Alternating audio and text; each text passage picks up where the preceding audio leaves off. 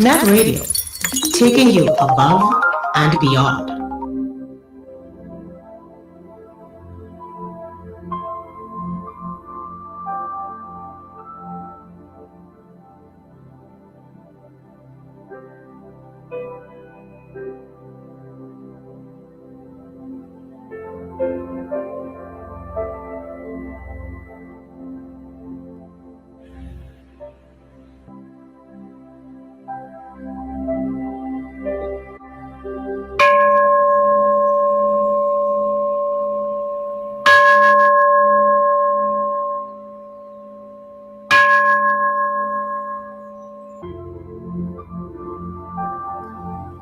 All right, everybody, this is where we invite you to explore heart, body, and mind. It's what we call Exploring Buddhist Concepts.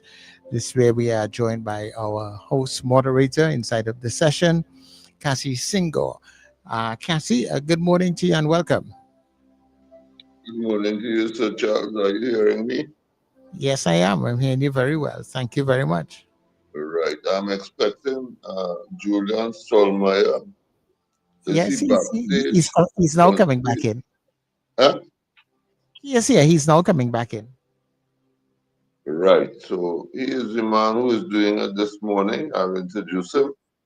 But at the same time, could you just do me a favor, Sir Charles? Mm-hmm. Just send me any message. It could be just a post up on WhatsApp so that I can get the better camera on my laptop. Right. So what you would like me to send for you? Something on any message messages? on WhatsApp. Okay, no problem. Yeah. No problem. Yeah. Because I'm on my phone and it's very chinky. Yeah, I understand that. No problem. All right. So Julian is here. All right. I'm not seeing him as yet, but I'm glad that he's here. Yeah, he's here. Junior, are you there with us? Yeah, I'm here. Good morning. There's a problem with my camera. When I first hit the camera button, it came on and then it went off, and it's basically saying I don't have access to the camera. So I'm not sure if there's some kind of special way on this particular platform to get the camera. Well, there's nothing that we could once you come in, they will ask you to give access to your camera and your microphone. So once you did that, it should be working. So, but at the end of the day, you are here. So let's go with what we have. Okay, main thing, yeah. All right. So Kasi, go ahead. All right. So we're not going to see Julian for some time. Yeah, no, we have to work with what we have because we don't want to set back the program. All right, great. Okay, I just wanted to know. Well, good morning again to all of our listeners, local and abroad. Once again, we are going to explore Buddhist concepts. And this morning, the explorer is none other than Julian Stolmeyer, senior member and truly a confirmed practitioner who has been with Bodhicharya for many years, longer than I have been, very seasoned, and he's the kind of, the go-to person that when you want to join up and you want particular information, Julian Stolmeyer is the man to go to. And on Sundays, more regularly than not, we meet at his estate house in Santa Cruz between 3 p.m. and 5 p.m. to meditate and enjoy a Dharma talk. So Julian also hosts various events on behalf of Bodhicharya TT. And only this morning, I think I saw where he says that there are many requests for a daily retreat. And he has proposed Saturday the 23rd, I think it is, of August. From the ready, well, maybe the second to last Saturday in August, you correct me. Where he proposed to have a day retreat, and during the holidays, so to speak, before school reopens and all of that. So, without further ado, let me introduce Julian Stallman. Julian, you take it away from here. You're on till 11:45, and just to let you and Sir Charles know that at least I'm expecting Cyril of Celia to call in. So if we can look out for her call, I hope she does. Maybe she will. I don't. Yeah, well, I will look out for the call for you, and when she comes, I will let you guys know. Beautiful. Well done. So in the meantime, Sir Charles, just send me a message or let us get the camera. Julian, it's all yours.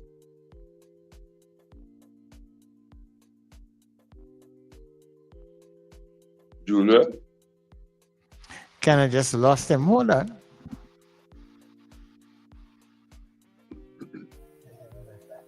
Yeah. Okay. Yeah, we are back inside, Julian. Julian, thank we had a little internet problems this morning. Yeah, I heard everything Kasi said, but I was backstage for some reason. But greetings, everybody, Sir Charles and Kasi and all the listeners. And I guess I'll start by just saying a little bit about myself and my experience with the Buddhist teachings. I first was introduced to Buddhism way back in 1976. I went out to Colorado with a couple of friends to a university called Naropa University. We're all interested in Buddhism at that point, and Naropa University had been founded by a Tibetan master by the name of Chogyam Trungpa Rinpoche, and we went out for the whole summer, did a summer program out there, and he was one of the main teachers, Trungpa. And I was so impressed by that experience of not just him, but some of his students were also teaching, that I decided to, a couple of years later, to leave Trinidad and move to Colorado and study with him, and to study at Naropa University. And I eventually ended up teaching there as well. But one thing that Trungpa was very interested in was interdisciplinary and interfaith discussions. And every summer he would have an interfaith seminar and invited various teachers from other traditions to come and present their teachings as well. The one that I remember particularly was Father Keating, Thomas Keating, who many of you may have heard of. He's a Catholic priest who is, has what he had in common with, the Buddhist training was that he approached the Catholic teachings from a contemplative point of view. And it was, I would say that more than a kind of a dogmatic, Christian teachings, but from a contemplative point of view, which basically implied that it's through our own practice that we gain wisdom, rather than just simply, receiving it from some outer source. And so the topic of this one summer seminar that I remember was theism and non-theism. Because a lot of people, when they ask me about Buddhism, they say, well, how come Buddhism is a religion or a spiritual path if there's no God? Because in Buddhism, there's no particular deity or supreme being that we worship or that we relate to, which is unusual for most religions. Most religions have that as a source of a supreme being or a God that they relate to, and that they receive blessings from. And the way that Trungpa talked about it was that even though Buddhism is not a theistic religion in terms of believing in God or having a God to relate to, it's also not atheistic, because the Buddha never really weighed in on whether there's a God that existed or not. And the term that Trungpa used to describe Buddhism was non-theistic, that it's a non-theistic tradition, which basically means that it doesn't really have an opinion on the existence or non-existence of God, but really relies on our own practice, our own effort, our own dedication to following the teachings and the practices in order. And the goal in Buddhism is to attain Buddhahood or awakening, enlightenment. But that is based on our own efforts rather than that we're receiving any particular blessings from, an external source.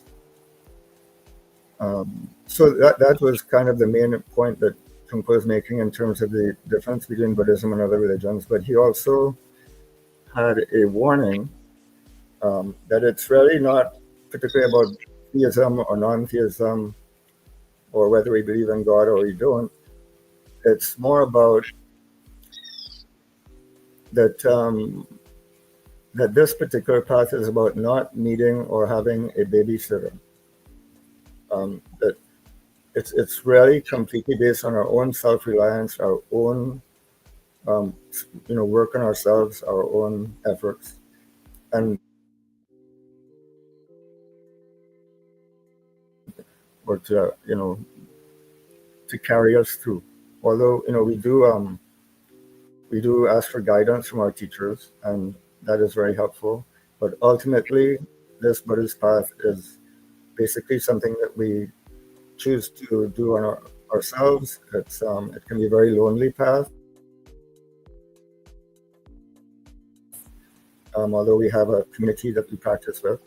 But it's really about attaining enlightenment through our own efforts.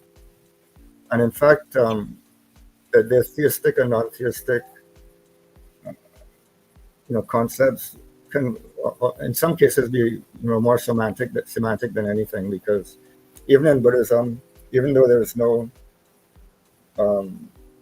deity that we have as a personified being, there's a concept called emptiness or boundlessness.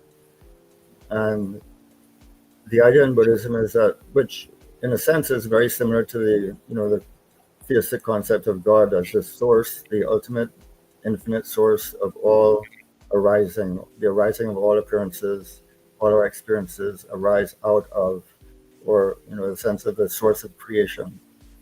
And in the Buddhist teachings, emptiness is, kind of fills that particular role, even though it's not personified in a particular person. And the Buddha himself was a human being. He wasn't a divine being or, any particular spiritual being in that sense. He was a normal, ordinary human being who attained enlightenment through his own efforts. So the getting to the topic of this particular talk, which is about how we respond to praise and blame, it's basically looking at one example of where in the Buddhist path we depend a lot on ourselves, our own efforts, and our own practice in order, and basically our own inner wisdom in order to tread this path. One of our colleagues, Graham Rostand, who I think has also given talks here, gave a talk the other day on self-reliance. And he talked about the way that the Buddha had attained enlightenment through, although he studied and practiced with many other teachers, he ultimately realized that to actually go all the way and to satisfy himself that, in terms of his own understanding of, what the kind of ultimate experience is, that would mean that he had to do that search by himself. It was up to him to look at his mind, to look at reality and penetrate to the real source of, in terms of Buddhism, the source of suffering, the source of what causes our confusion. And through that, in what ways we can be liberated from that confusion and suffering. So The teachings on our response to praise and blame are part of a teaching called the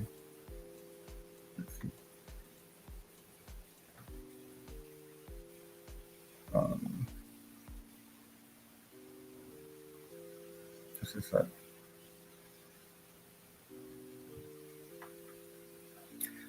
As part of a teaching called the Eight Worldly Concerns. And the eight worldly concerns refer to four opposites, four sets of opposites, and have to do with how we relate to our experience in a way that reduces our degree of self-centeredness and attachment and increases our sense of self-reliance and inner strength and finding that kind of inner wisdom and inner confidence that actually leads us on the path. So the eight worldly concerns are gain and loss, pleasure and pain, praise and blame, and fame and disgrace. And so these are all experiences that we can relate to, that we go through on a pretty much daily basis.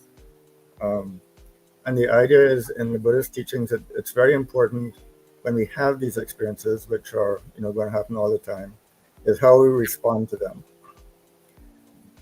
And it's basically the degree of self-centeredness and ego clinging that keeps us attached to these different qualities.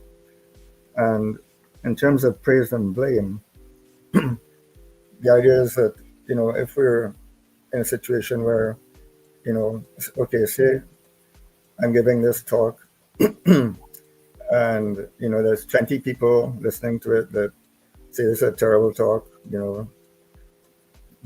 this is no good. And then there's 15 people that say, oh, that's a wonderful talk. This is a great teacher. And we get really hooked on, caring what these other people think of us, or, what kind of, attitudes they're projecting on us. It's like, on Facebook or, different social media where you say something or you put out a statement, and then in the next day or so you're looking to see how many likes did you get, how many people responded and liked it, or on the other hand, how many people said this is crap, this is nonsense. And we can really get hooked on being attached to those kinds of responses from the outer world that come towards us, we kind of lose our sense of our own integrity, and we're kind of hooked with these outer manifestations of judgment. So let me read a paragraph by Trungpa Rinpoche, my teacher, on the subject of praise and blame. Being slandered or criticized can be very painful and upsetting. However, this experience can also be a great opportunity for personal growth. Instead of immediately reacting with anger or defensiveness, we can pause and reflect on our internal reactions. This moment invites us to examine our thoughts and emotions, allowing us to cultivate a deeper awareness of our own mind. By recognizing how the mind works in response to negativity, we can better understand our own ego and attachments. It's not simply about defending ourselves or seeking validation. It's about understanding the transience of both praise and blame. From this perspective, criticism becomes a teacher. It shows us that the transient nature of external opinions and the importance of maintaining a grounded sense of self that isn't overly influenced by the judgment of others. So what we're talking about developing here is, and this is what we develop through the practices in Buddhism. Very, very important that the practices, because we might start out on this path being very attached to what other people think, the input and feedback from other people. But through the practices, the Buddhist practices, what we develop are these particular qualities. One is a sense of loving kindness, a sense of caring and kindness for ourselves, of developing a sense of friendliness towards ourselves, through the meditation practice. And there's also a specific loving kindness practice that I'm sure Kasi has introduced. We develop much more of a sense of loving ourselves, having compassion for ourselves, appreciating ourselves, because we're connecting with a deeper aspect of ourselves. It's not just fooling ourselves and saying, "Oh, I'm great," and flattering ourselves. It's really connecting with a deeper part of ourselves that is not dependent on the thoughts, feelings, opinions of other people. Having much more a sense of inner strength, inner confidence, so inner wisdom, so that we do not need, get hooked and attached to the feedback of others. So that's one aspect with the loving kindness practice. With meditation practice in general, once you've done it over a long period of time, what we find is that we let go of a lot of our habitual normal reactions to situations. Another pairing in this teaching was pleasure and pain. That we are not as reactive to experiences of pleasure and pain, where, like say we're meditating and we have to sit still for half an hour, our knee starts to hurt, or we feel an itch somewhere, and the instant reaction we have to that is to move our knee or to scratch the itch.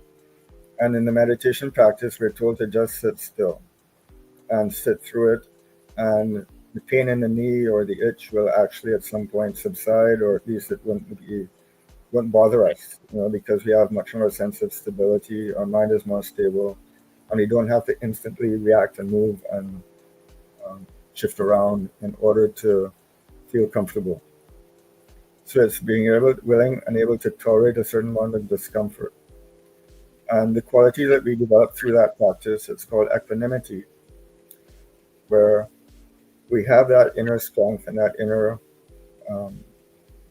sense of not being easily emotionally swayed, emotionally or physically, whether it be a physical sensation or, with somebody telling us something negative, that we don't get hooked by reacting to that. We simply keep our integrity, we keep our seat, we keep our sense of stability. And what we find is that those things kind of roll off our back, and they come and go, they're temporary, they're transient, but we are still able to kind of hold our seat and be able to not be easily swayed, not a sense of not being emotionally what's the word that they use, emotional dysregulation, where we're constantly attracted to drama, either negative or positive, flattery or criticism, that we're constantly kind of attached to those inputs coming in, and not really coming back to our own center and feeling that kind of inner stability, that we don't get swayed by either one. I'm sure we've all had experiences on a daily basis of people criticizing us, buffing us,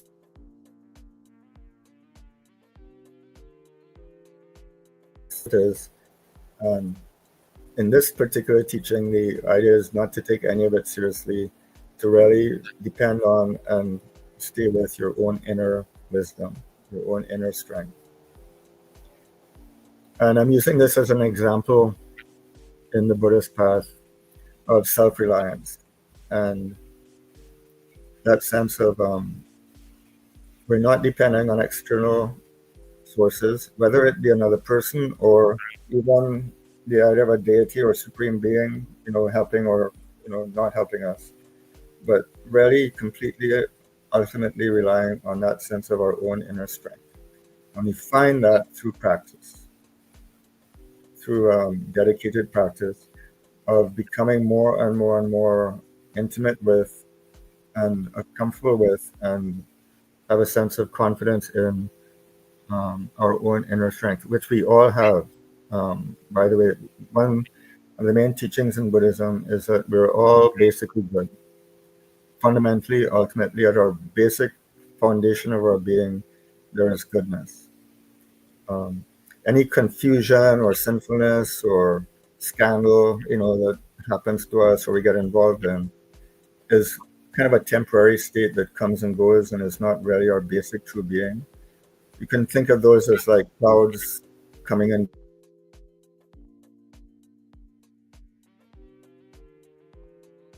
going, who we are, more like the sky.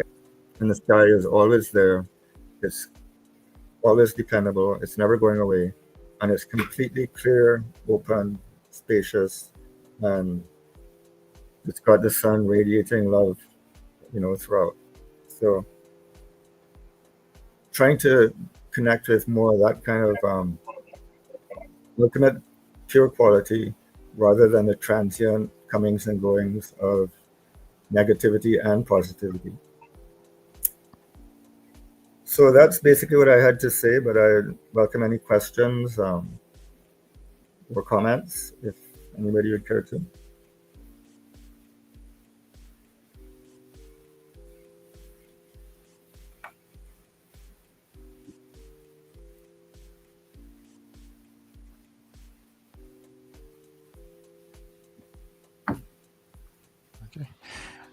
Kasi, are you there with Gillian? Kasi? Yeah. Kasi, are you there? Are you there with us?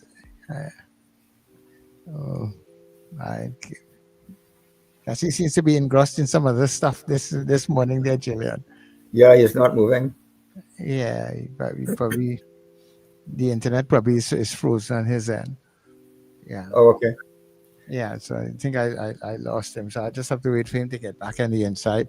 So I don't know if you would like to just recap some of the stuff that you basically, interesting enough, you were talking in the early part of it, you were talking about when you got into Buddhism, and it's not representing. Is it that Buddhism does not recognize a God, but it's not recognizing atheism either? Well, can you explain that first again? Sure. The basic idea is that the Buddha didn't really weigh in on the existence or non-existence of God. It was not basically the point in Buddhism, which is different, I think, than most spiritual traditions, most religions. Mm-hmm. And basically, he wasn't an atheist. He wasn't saying that there's no God or God doesn't exist. It just was not relevant to the particular problem that he was trying to solve. Basically, the Buddha, his goal, his intention was to solve the problem of suffering. He noticed, he looked around, and he found that there's a tremendous amount of suffering. Is that my it's having that feedback? Anyway. Yeah. Hi. Kasi, are you back with us? But let me finish that. Well, okay, yes. Yeah. Let me just say I'm back with the video because on my end, nothing was wrong. It was just I was waiting to get something from you so I could get, on my laptop. So that's what I was waiting on, just to be able to get back on my laptop, and I needed something from you so that I could get on. And now I'm on. I have Julian you all would not have heard me say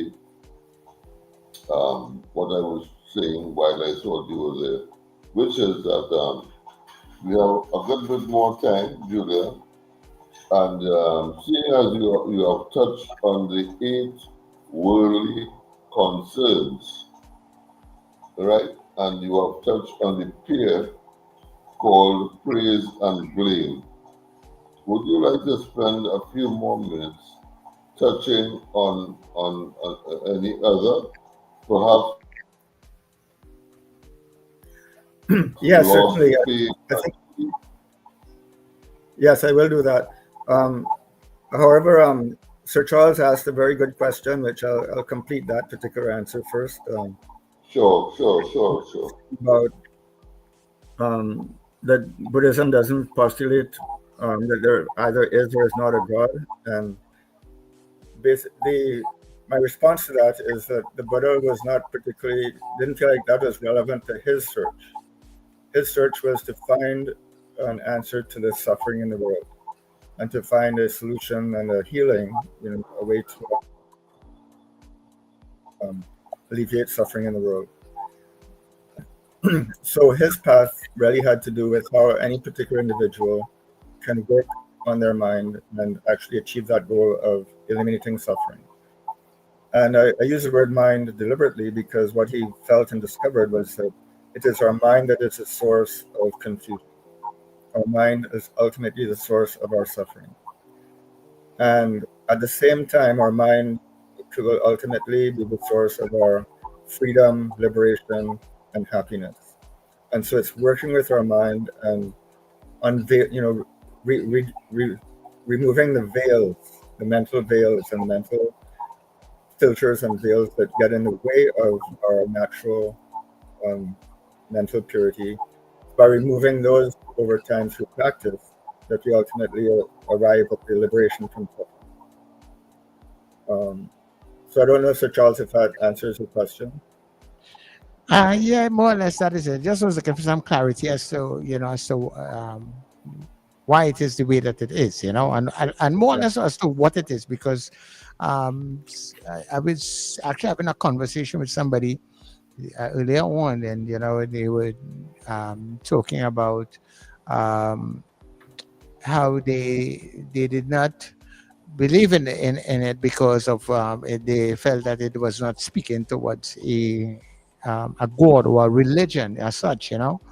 So I was trying to explain to them that not everything and everybody believes in a god or a religion as such, but people have different aspects of spirituality and other things that they believe in that drives their through this journey of life.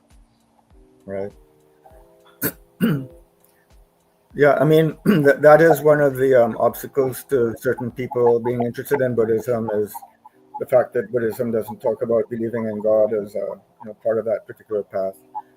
Ultimately, I believe that it's a semantic difference, that I know a lot of Christians who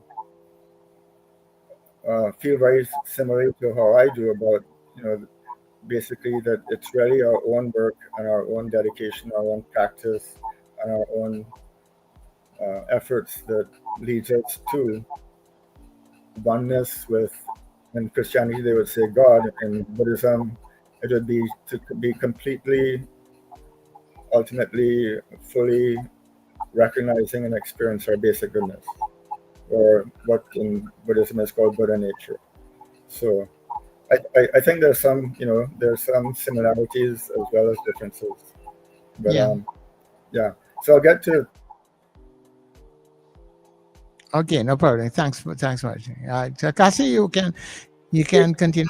Kasi, I don't know. So is you Kasi, you're on the laptop now? Yes, I'm on the laptop. Thank All goodness. right, but have you disengaged the phone, because I'm hearing a lot of feedback somewhere in the background? Yeah, there's a lot of feedback. Huh? Yeah, there's a lot of feedback I'm getting. I don't know if the phone is still engaged, so you have to disengage. No, the phone is not engaged anymore. All right, okay. Well, go ahead. It might have been my phone actually. Oh, okay. So, yeah. So the 8 worldly concerns are, I'll go over them again. They're gain and loss, pleasure and pain, praise and blame, and fame and disgrace. So let me go through each of them. Gain and loss refers to, in our lives as we grow up, as we go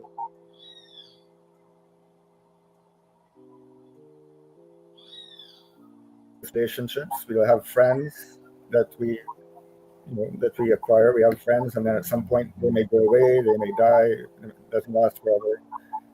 We might make a lot of money, and we might lose a lot of money.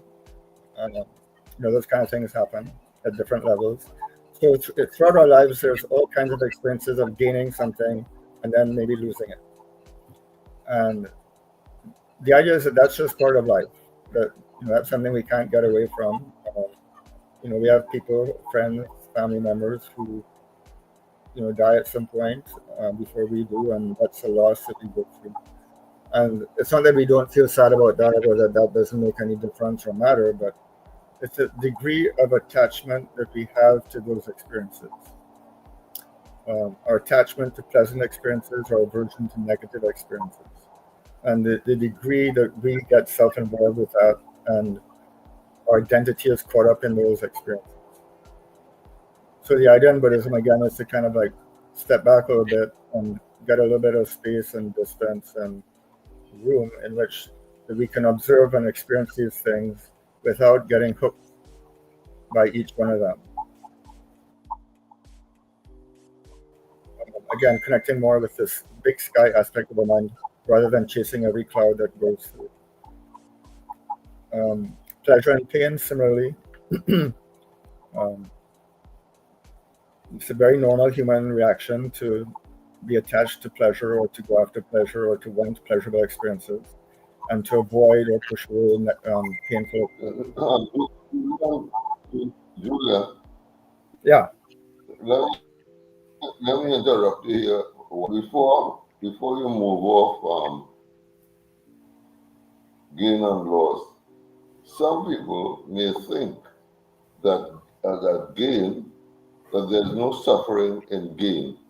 That gain is all pleasurable and perfect and all that. Could you show where suffering lies in that concern? Because remember, it's 8 worldly concerns and gain. While we could easily see where loss brings suffering. In what ways is gain a problem? Well, that's it. Thanks for the question. That's the whole idea of thinking that suffering is dependent on external circumstances. And in the Buddhist teachings, happiness and suffering are not dependent on what's happening externally, whether it's pleasure or pain or whether it's gain or loss. Those things will happen. And in Buddhism, we actually look at gain as a form of suffering too, because when we gain something, it's impermanent, it's temporary, it's not going to last. And at some point, it will go away. Also, pleasure, there's no such thing as permanent pleasure. That we have pleasurable experiences and then we try to hold on to them. The suffering in that is the clinging to this pleasure, the wanting to hold on to it, the not wanting it to go away, chasing after it is actually a form of suffering because there's struggle in that. There's a struggle. The mind is involved in it. So we have to protect it.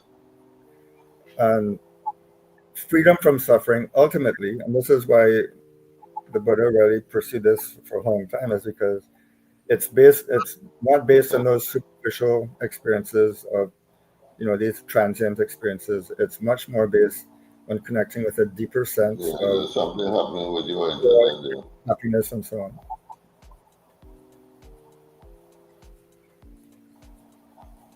on. The fourth one is fame and disgrace, and again, these are things that we may go through in our lives, and the problem isn't that they happen. The problem is how seriously we take them, how much importance we attach to them, and how much our identity is hooked up in them. And according to these teachings, we develop equanimity through letting those things come and go, they happen, and not being too attached to those experiences, and being more open to a deeper aspect of ourselves, which is kind of beyond that, those temporary, more superficial aspects of our life. So I noticed it's 11:42, so I just wanted to be aware of the time as well.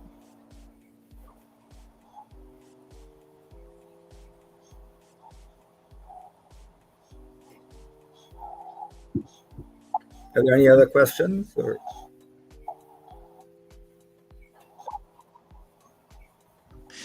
Cassie? I don't know if there's anybody on the outside. Yeah, well, so far we don't have any line, but if people, we have a couple more minutes. We're about 2 or 3 more minutes. So if you would like to ask a question, you can call us now at 281-1315. That's 281-1315.